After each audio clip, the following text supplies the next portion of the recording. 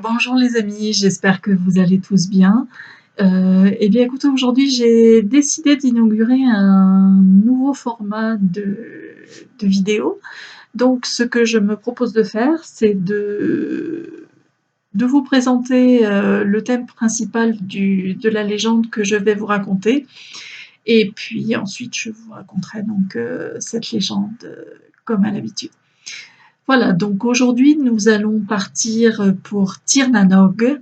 Et Tir na Nog, en fait, c'est l'un des autres mondes, comme ils l'appellent dans les légendes celtiques irlandaises. Et Tir na Nog, ça veut dire le pays de l'éternelle jeunesse. Donc en fait, Tir na Nog, c'est une île qui se trouve très très très très loin à l'ouest et qui n'est accessible que par un long et périlleux voyage et, euh, et qui peut être accessible également si on y est invité euh, par une messagère des dieux, c'est-à-dire un personnage féerique. Nous voici donc partis pour Tir na Nog, le pays de l'éternelle jeunesse, avec la première illustration. Donc, dans une vidéo précédente, je vous parlais des Fianna, qui sont les soldats protecteurs du roi, et de Fionn, qui est devenu le personnage principal de la garde des soldats du roi, le chef en fait, de la garde des soldats du roi. Et là, aujourd'hui, dans ce conte, nous allons évoquer son fils. Voilà. Alors un jour que ces soldats, les Fianna, étaient en train de chasser euh, dans, dans les bois, ils entendirent un bruit de cheval au galop et ils virent arriver une femme extrêmement magnifique. Ils disent d'ailleurs une des plus belles femmes qu'ils aient jamais vues. Et cette jeune femme, Niam, leur demande ce qu'ils étaient en train de faire. Donc ils répondent qu'ils étaient en train de chasser. Et elle leur dit qu'elle avait, là d'où elle venait, elle avait entendu parler d'un très brave guerrier qui s'appelait Oisin. Et donc Oisin, c'est le fils de Fionn. Et, donc, comme elle évoque le pays de là où elle venait, ils veulent en savoir un petit peu plus, et notamment Oisin, qui dit à Niam, mais quel est donc le pays d'où tu viens? Et eh bien, elle dit, le pays d'où je viens, c'est Tir na Nog, le pays de l'éternelle jeunesse. Et ils sont très surpris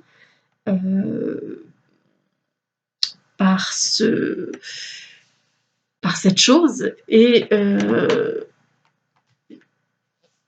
Oisin est tombé immédiatement amoureux de Niam, cette très belle jeune femme blonde, et il décide de partir avec elle à Tir na Nog. Donc les Fianna, les guerriers, et Fionn, le père d'Oisin, sont un peu tristes, mais Oisin fait la promesse aux Fianna et à son père de revenir très vite. Et donc, sur la deuxième illustration, vous voyez Oisin et Niam sur le cheval blanc de Niam qui s'apprête à partir pour Tir na Nog.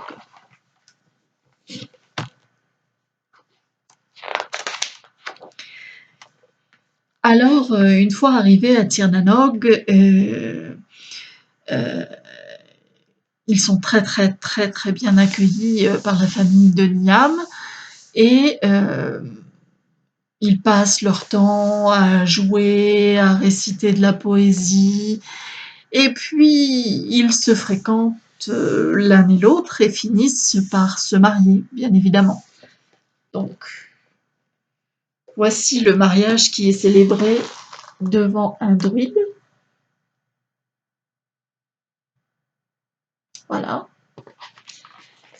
Et donc, eh bien, le temps passe très très vite à Tirnanog, au pays de l'éternelle jeunesse, mais Niam sent bien que Oisin se languit de sa famille et de ses compagnons. Et elle lui dit, écoute, je vois bien, je sens bien que tu t'ennuies de l'Irlande et de ton père et de tes compagnons. Et bah, écoute, je vais te permettre de retourner en Irlande. Et pour cela, je vais te prêter mon cheval pour que tu puisses retourner, qui te ramènera directement en Irlande chez toi. Elle dit simplement pour que tu puisses revenir vers moi au pays de Tirnanog, il ne faut absolument pas que tu mettes un pied à terre de ce cheval, sans quoi c'en sera fini de notre couple, tu ne pourras jamais revenir à Tirnanog. Et donc, eh bien, Oisin lui fait la promesse de revenir et monte sur le cheval, et le cheval le ramène en Irlande, dans son pays. Simplement, le pays a bien changé. Il ne reconnaît pas tout de suite les habitants. Et, et en fait, il voit un groupe d'hommes qui essaient de déplacer une pierre qui est très lourde. Et lui, pour les aider, eh bien, et lui décide de les aider. Et donc, il déplace la pierre, voilà, qui pour lui a l'air d'être un simple fétu de paille, pas plus lourde qu'un fétu de paille. Mais ils mettent un pied à terre. Et Niam, rappelez-vous, Niam lui avait bien dit de ne surtout pas mettre un pied à terre, car il ne pourrait malheureusement plus retourner à Tirnanog. Et oui, parce que ce que Oisin ne sait pas, c'est qu'il ne s'est pas passé qu'un très petit laps de temps entre le moment où il a quitté l'Irlande et le moment où il y retourne après Tirnanog. En fait, ce sont 300 ans qui se sont écoulés, 300 années qui se sont écoulées. Et le fait de mettre un pied à terre, eh bien, va faire que Oisin, eh bien, va prendre pour le coup, va vieillir de 300 ans. Voilà. Et je vous montre l'illustration suivante. Voilà. Et donc, il s'enquiert de sa famille et des Fianna. Et comme les personnes autour n'avaient pas l'air de comprendre ce dont il parlait, ils décidèrent de l'emmener vers un vieux sage. Et le vieux sage lui indique que son père, donc Fionn et les Fianna, étaient décédés depuis bien longtemps. Voilà. Ce qui veut dire que quand on quitte Tirnanog, eh bien c'est terminé pour, en tout cas pour Oisin, c'est terminé pour le pays de l'éternelle jeunesse. Et il se rend compte qu'il est vraiment passé 300 ans. Et vous voyez que eh bien, les 300 ans se notent bien sur les traits de son visage. Mais en tout cas, de retour en Irlande, avant de décéder, il passera quelques années à raconter les exploits de son père, de lui-même et des Fianna, les soldats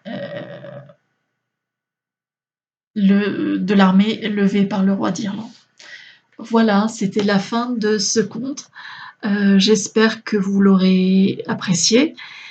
Si vous aimez, likez. Moi, je vais faire en sorte que vous puissiez accéder aux commentaires. Comme ça me permettra d'avoir des retours et puis ben, de tenir compte de vos commentaires et d'améliorer ces vidéos.